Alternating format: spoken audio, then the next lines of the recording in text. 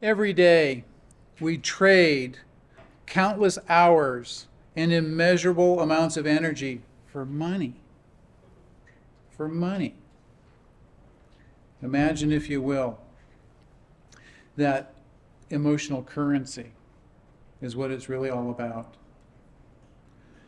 My title, Emotional Economics, The Rich Returns of Laughter and Soul.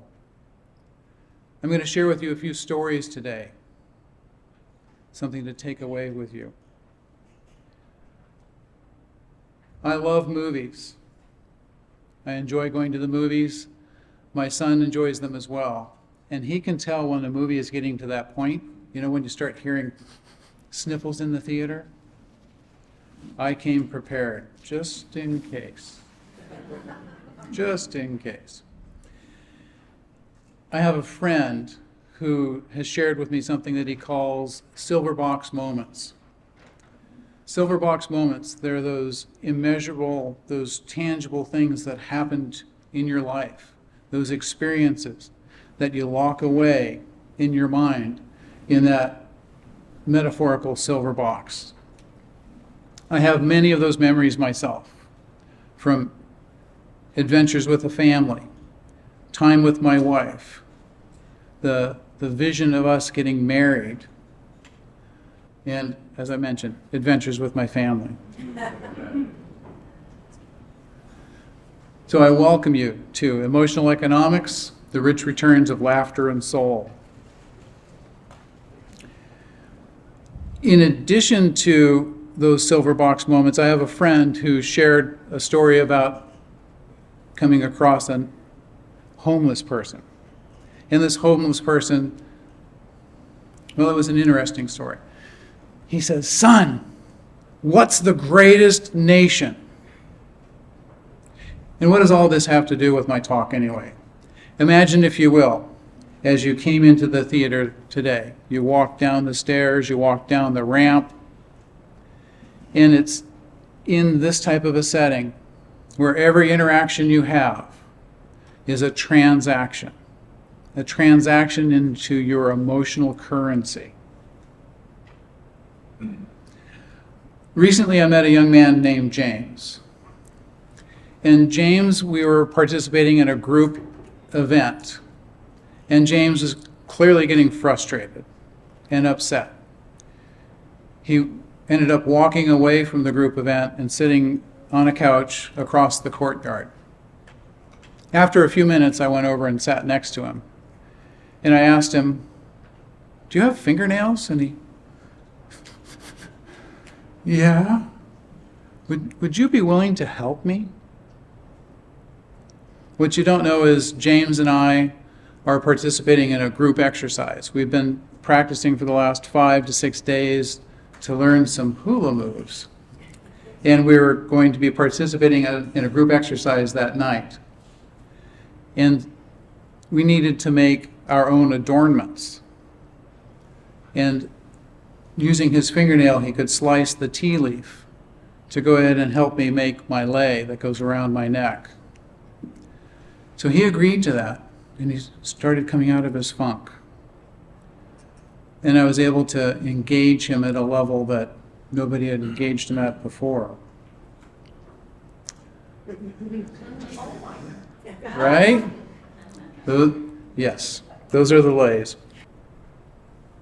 So the emotional currencies that we're talking about are those currencies that are created by having conversations. It's being able to create laughter with people, empathize with people, and create a true connection with those people in your lives. So what about James? There James was, sitting on that couch, upset.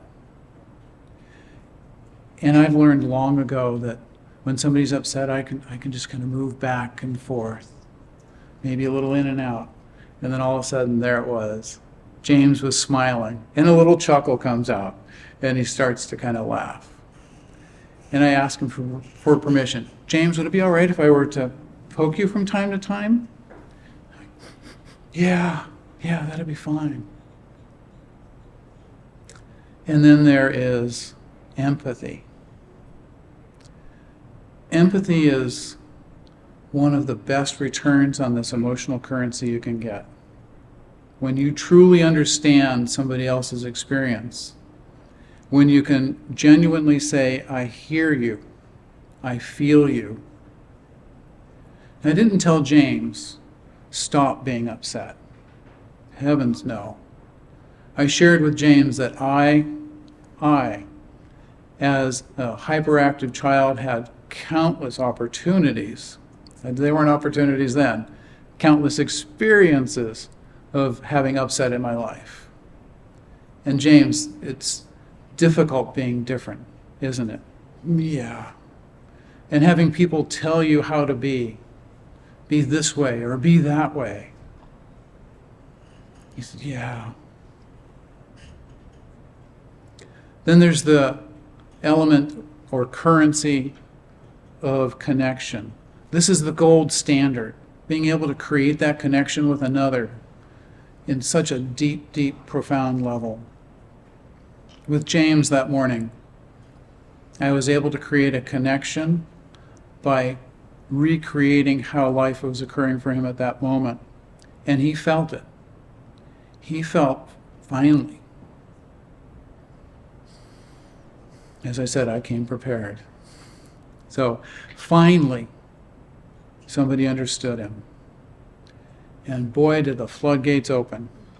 Stories about school, stories about family, all these various things that were upsetting to James in his life. Absolutely amazing. James literally lives and figuratively lives in the shadow of his brother Peter. So, James had one request of me that morning. Would you teach my mom what you just did?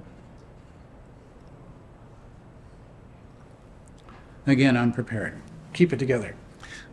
Yes. So I did. I went and had a conversation with his mom. And in that conversation, Peter walked up. And I asked Peter, would you be willing to spend some one-on-one time with your brother? Peter instantly said yes. He says, I'll take him fishing. A few weeks later, it was James's birthday. Peter went ahead and picked James up early from school and took him fishing. The thing I didn't know at that time was for Peter, fishing is Peter's way of recharging himself, re-energizing himself, grounding. And in his mind, taking James with him wasn't part of that picture. So as you can see, James managed to catch himself a nice fish. And it was very nice. So the greatest nation, it's donation. And today what I'm looking to share with you is how you can uplift and elevate another person. When I go out into the world, when somebody says to you, I have an invitation to you. This is my routine. Steal it, borrow it, try it on today. Use it with every person you interact with. Somebody asks you how you're doing. Consider saying instead, amazing. Somebody says, we go out to a group outing, and the server comes over and says, hey, how's everybody doing? And I say, I've got this. We are almost as amazing as you are. And it shifts the energy. Just shifts that energy. It's a deposit into your emotional account and their emotional account. The interesting thing about these currencies is they violate the principle of economies. This economy is unique in that when you go ahead and give it away, you give away your ability to empathize, you give away your ability to connect with another, you give away your ability to laugh and listen to somebody else. You're making a deposit into their account as well as your account. So as I said, the greatest nation is donation. And I invite you to take this donation and donate it to everybody you know. As you interact with people today, try it on for yourself and be amazing. Oh, those got kind of munched. Okay, that's what we got. Yes, and the energy stays up. So I'm still amazing. I mean, hey, what can I tell you? So donate this, take it out into the world, make a difference with everybody, and don't leave it in your silver box. If you leave it in your silver box, it gets tarnished. You need to keep your silver box alive and real, and you do that by sharing this concept with those people you interact with on a daily basis and those strangers you meet. At your next time you go through the checkout stand, the response is amazing. Thank you for being with me on this journey today, and I look forward to hearing your stories about your being amazing.